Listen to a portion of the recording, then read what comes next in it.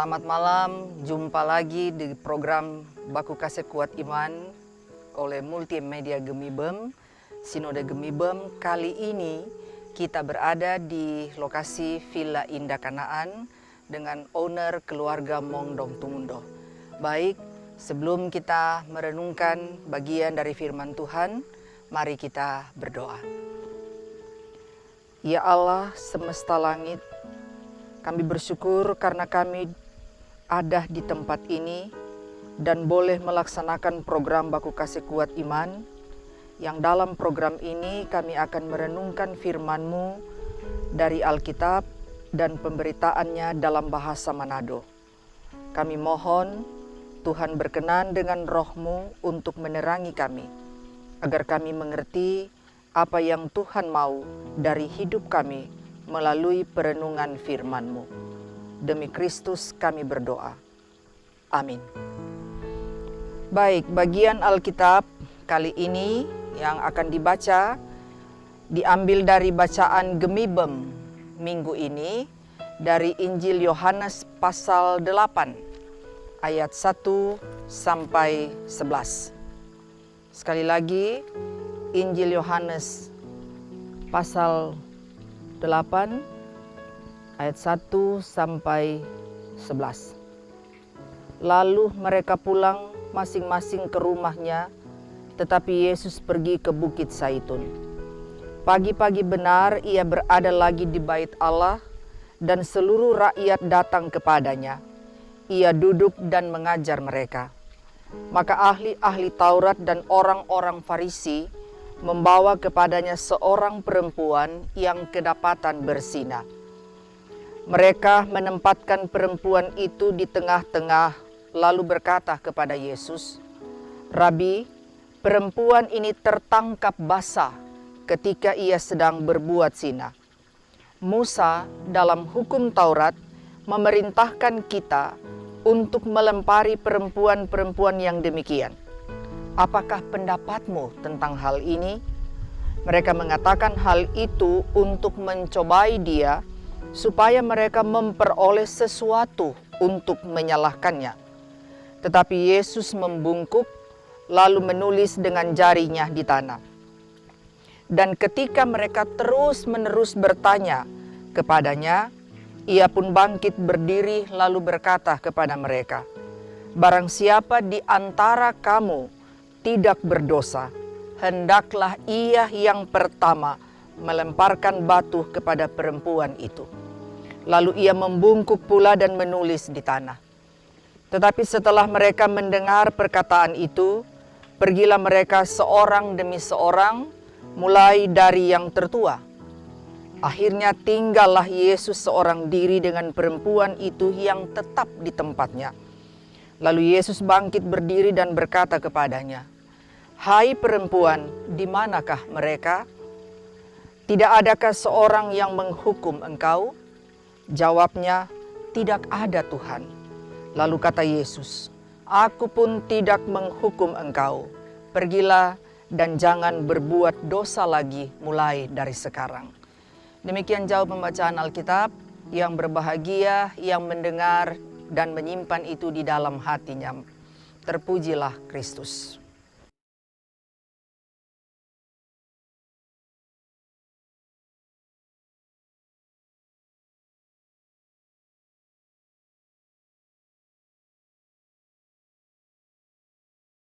Namun ku tahu yang ku percaya, dan aku yakin kan kuasanya.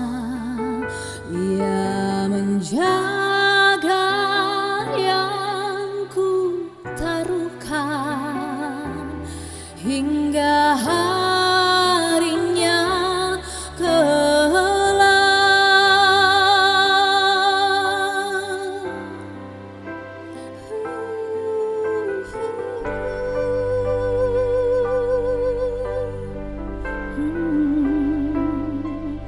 Ku heran Allah mau memberi rahmat-Nya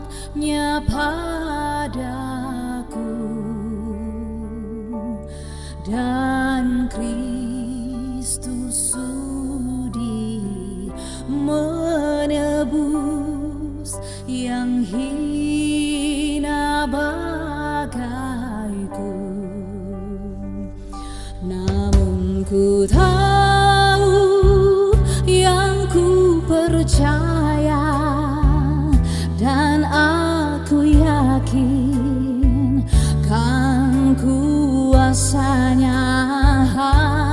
Dia menjaga yang ku taruhkan hingga harinya kelak.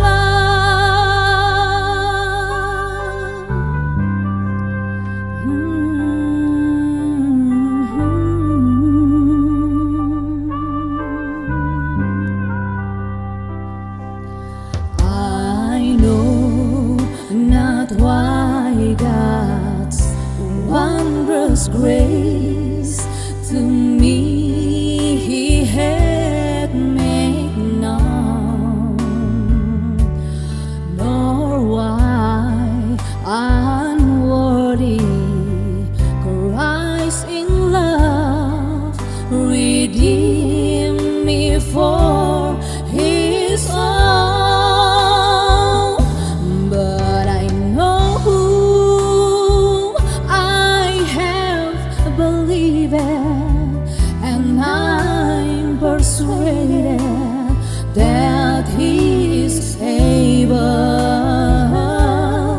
to keep them which I've committed unto Him against that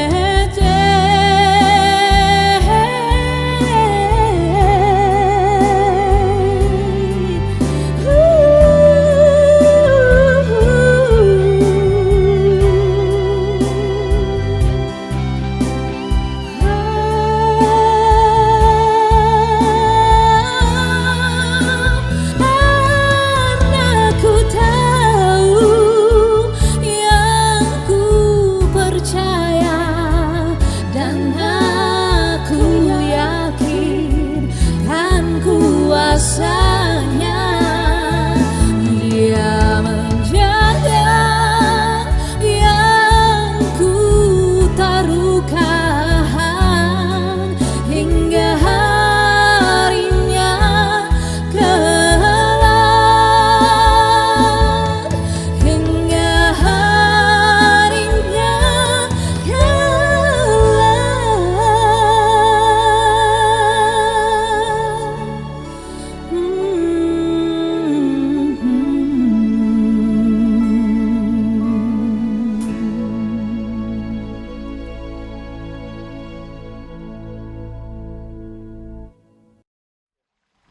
Warga gereja yang berada di seluruh pelosok pelayanan Gemibem atau di mana saja yang bisa menangkap siaran atau acara Baku Kasih Kuat Iman dari Sinode Gemibem, kisah atau cerita tadi yang baru torang baca adalah bagian dari urut-urutan usaha orang-orang Yahudi yang benci pada Tuhan Yesus, dan mereka cari-cari cara bagaimana supaya Yesus bisa dijatuhkan. Bagaimana supaya Tuhan Yesus dorang boleh adili. Nah, kalau orang baca dari pasal 7 dalam bacaan kita tadi sebelum itu, ada upaya dari mereka, dari orang-orang Yahudi, ahli-ahli Taurat, dengan misalnya waktu di Bait Allah. Kemudian dorang suruh penjaga-penjaga Bait Allah untuk tangkap Yesus.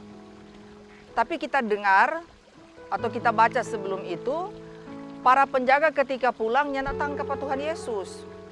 Kong imam-imam kepala tanya, "Kiapa?" Para penjaga Bait Allah bilang, "Bagaimana mau tangkap?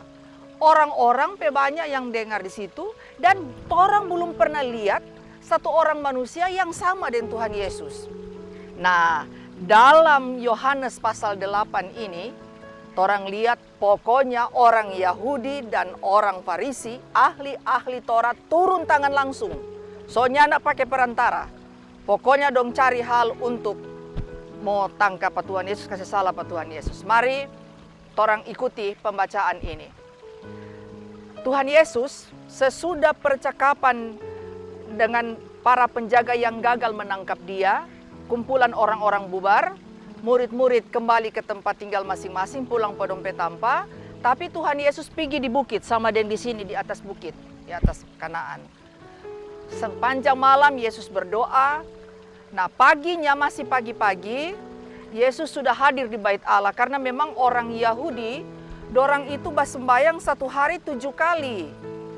Orang Yahudi, yang pertama jam 6 pagi, yang kedua jam 9 pagi, yang ketiga jam 12 siang, yang keempat jam 3 sore, yang kelima jam 6 sore, yang keenam menjelang tidur, dan yang ketujuh sembahyang tengah malam.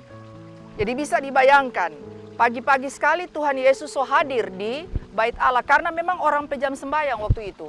Tuhan Yesus mengajar. Sementara mengajar, datang ini ahli-ahli Taurat dengan orang-orang Farisi. Bawa ini perempuan yang tertangkap berzina, kasih taruh di antara pada orang di tengah-tengah, kau mulai bilang, Tuhan, ini Rabi, torang dapat tangkai ini perempuan ini sementara berzina.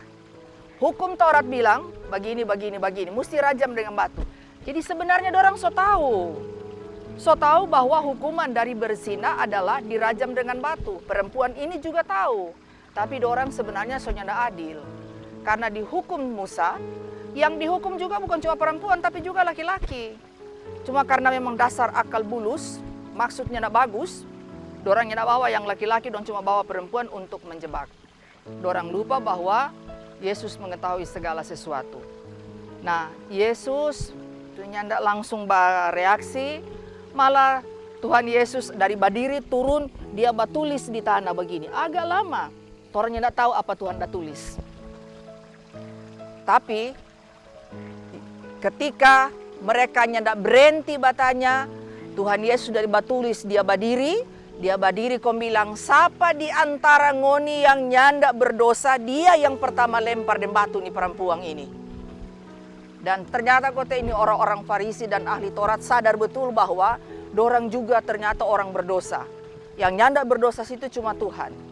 Karena itu dong pergi bawa diam. Karena memang Alkitab bilang juga nyanda ada satu orang pun yang nyanda berdosa. Semua orang berdosa.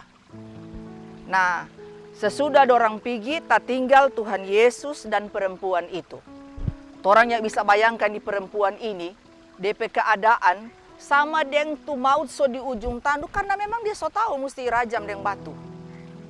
Tapi betapa ia menanti dalam masa itu ketika semua so pergi, Tuhan Yesus tanya, di mana dorang dang? Itu yang ada mau adili pangana, bahasa Manado ini.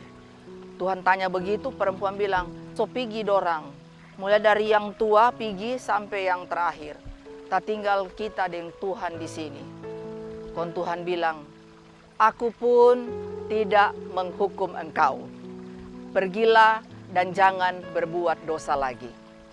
Nah, saudara-saudara warga gereja yang saya kasihi dalam Tuhan, hal pertama yang orang boleh dapat dari pembacaan ini, pelajaran penting dari pembacaan ini. Yang pertama, relasi, hubungan maksudnya, biar let orang sibuk, jangan lupa aja bersekutu dengan Tuhan. Ambil waktu bersekutu dengan Tuhan, sama seperti Yesus. Dia menyendiri di Bukit Zaitun bergumul dan berdoa bersama bercakap dengan Bapanya. Nah, orang juga begitu. Dalam kesibukan apapun, kita perlu charger, perlu cas, perlu kasih kuat tompi iman. Dengan cara selalu menyediakan waktu untuk Tuhan. Apakah secara pribadi atau persekutuan.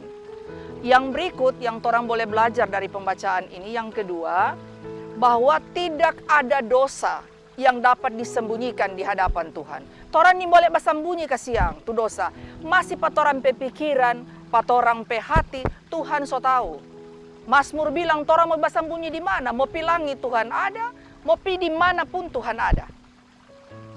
Nyatanya dalam bacaan kita tadi, masih dalam rancangan, dalam pikiran, masih dong pikir-pikir, dorang rancang bagaimana supaya Tuhan mau jatuh, Tuhan Yesus so tahu. Karena itu dengan bijak Tuhan Yesus menjawab pertanyaan orang-orang yang hendak menjatuhkan dia. Jadi yang kedua, Torang nyanda bisa basambunyi torang pe keinginan yang jahat, torang pe rancangan jahat, walaupun hanya dalam pikiran dari pengetahuan Tuhan. Yang ketiga, kita diingatkan bahwa kita ini adalah orang-orang yang berdosa, yang perlu untuk datang mengaku di hadapan Tuhan. Pelajaran yang keempat dari bacaan kita dan perenungan kita malam ini adalah sikap dan keputusan Yesus. Bahwa ternyata Tuhan Yesus menghendaki Dia mau orang-orang yang datang kepadanya tidak binasa. Beda dengan orang-orang Farisi dan ahli Taurat. Dorang pakai itu hukum untuk mematikan. Tapi Tuhan Yesus mau hukum Taurat sebagaimana maksud kedatangannya, diberikannya hukum Taurat sebelum Tuhan Yesus adalah untuk menghidupkan. Karena itu ketika ia berhadapan dengan perempuan yang berzina ini, yang Tuhan Yesus lakukan bukan menghukum, ia menghidupkan. Yesus tidak mau perempuan ini yang berzina ini mati dalam kebinasaan.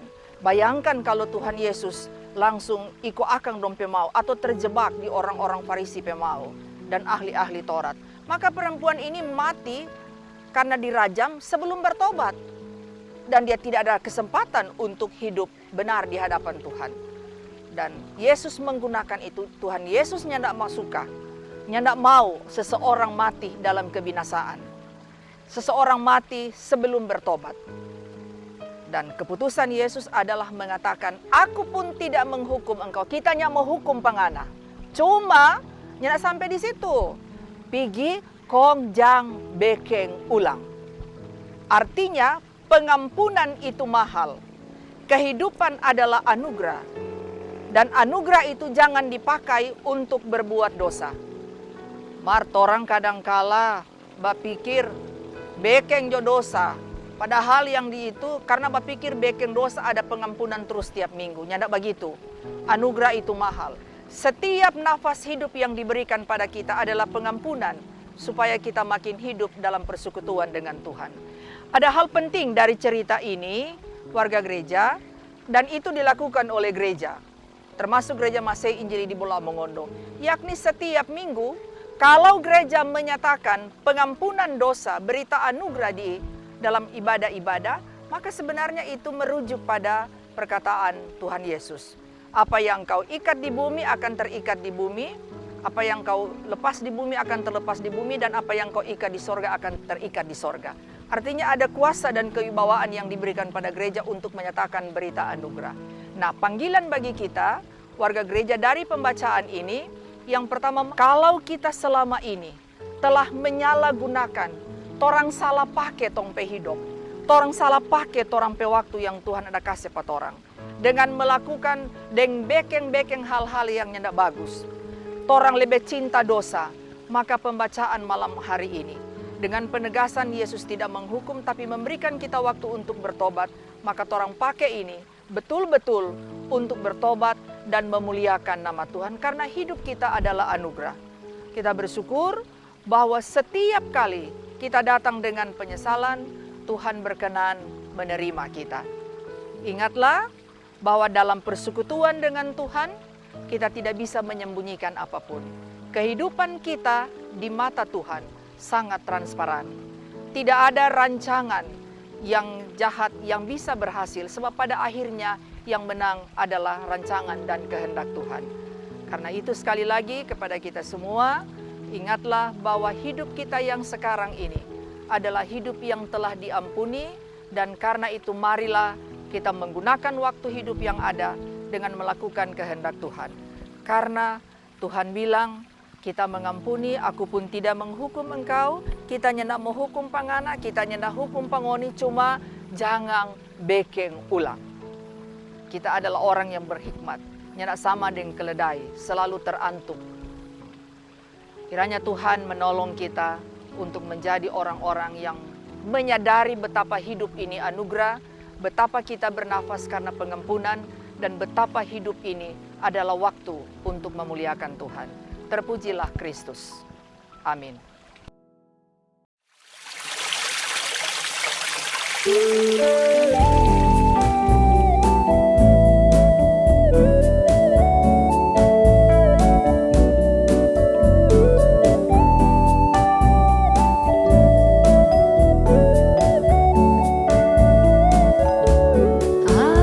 ingin selalu berada di hadirat-Mu. Aku ingin selalu berlindung dalam naungan-Mu. Di bawah kepak sayap-Mu, Kau bawaku terbang tinggi, melintasi langit biru bagaikan Raja Wali. Aku ingin selalu berada di hadirat-Mu. Aku ingin selalu berlindung dalam naungan-Mu. Di bawah kepak sayap-Mu, Kau bawaku terbang tinggi, melintasi langit biru bagaikan Raja Wali. Bagai Raja Wali, melintasi gunung tinggi. Bagai Raja Wali, melintasi badai hidup. Di bawah kepak sayap-Mu, Kau bawaku terbang tinggi, melintasi langit biru bagaikan Raja Wali.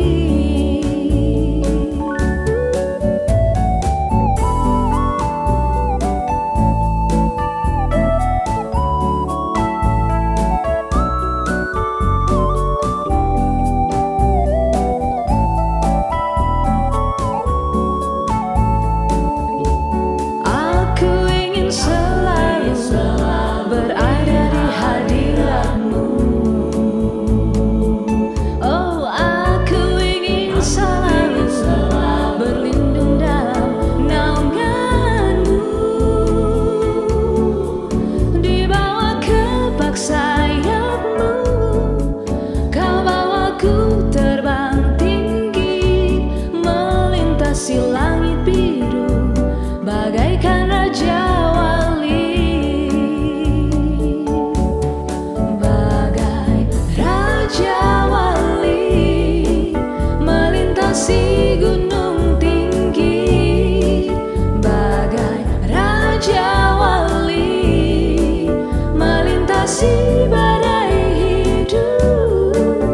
Di bawah kepak sayap-Mu, Kau bawaku terbang tinggi, melintasi langit biru bagaikan Raja Wali. Bagai Raja Wali, melintasi gunung tinggi. Bagai Raja Wali, melintasi badai hidup.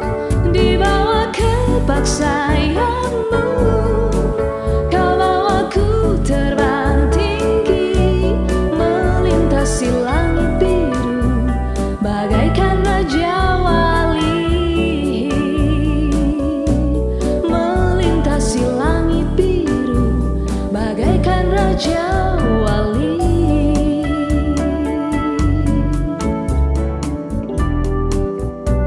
Bagaikan Raja Wali.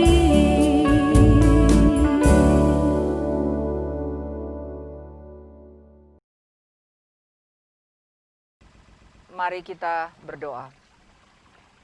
Ya Tuhan, pencipta langit dan bumi, kami bersyukur kepadamu karena Engkau mengizinkan kami untuk menjalani tahun 2021 dalam keadaan terpelihara dan hidup, tetapi juga dalam keadaan dikuatkan dan selalu dihiburkan, serta berpengharapan bahwa Tuhan yang mengizinkan kami adalah Tuhan yang sama yang akan terus menyertai dan memelihara hidup kami dalam perjalanan ke depan.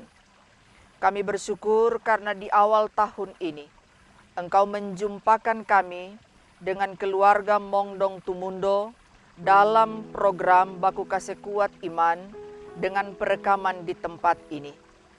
Kami bersyukur karena Engkau menganugerahkan hikmat-Mu atas hamba-Mu, Bapak Mongdong, untuk mengelola ciptaan-Mu, tempat yang indah ini. Menjadi berkat baginya, tetapi juga akan menjadi berkat bagi masyarakat di seputaran tanah Totabuan ini. Kami bersyukur kepadamu Bapa atas berbagai berkat-Mu yang Engkau limpahkan dan berikan pada gereja-Mu, sehingga dari waktu ke waktu gereja-Mu dapat melengkapi peralatan multimedianya seperti yang nyata sampai dengan saat ini.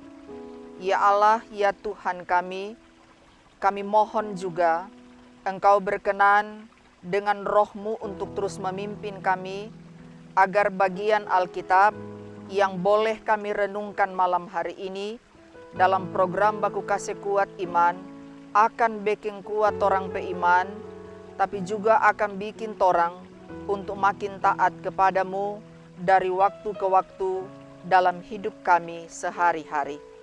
Ya Allah, ya Tuhan kami, terima kasih banyak karena Tuhan kasih ingat petorang malam hari ini bahwa torang tidak bisa bersembunyi dari hadapan Tuhan, termasuk rancangan-rancangan yang jahat, termasuk dosa dalam pikiran dan perkataan, apalagi perbuatan kami. Tolonglah kami semua untuk sadar betul bahwa kalau kami hidup, kalau torang hidup sampai dengan saat ini, maka hidup ini adalah waktu dari Tuhan, adalah anugerah dari Tuhan untuk kami mengerjakan apa Tuhan mau. Dan karena itu kalau Tuhan menibahkan kami pada batas umur kami di dunia ini, kami tidak akan pergi dalam kebinasaan, melainkan pergi kepadamu, menyambut hidup yang berkenan kepadamu, di hidup dalam persekutuan dengan Tuhan dalam kekekalan. Ya Allah, ya Tuhan kami, berkatilah anak-anak-Mu di gereja-Mu ini, berkati mata pencaharian anak-anak-Mu, baik di darat, di laut, di udara, berkati profesi kami, anak-anak-Mu, agar kami boleh hidup dan mendapatkan sesuatu dari profesi kami, apalagi di masa pandemi COVID-19 ini.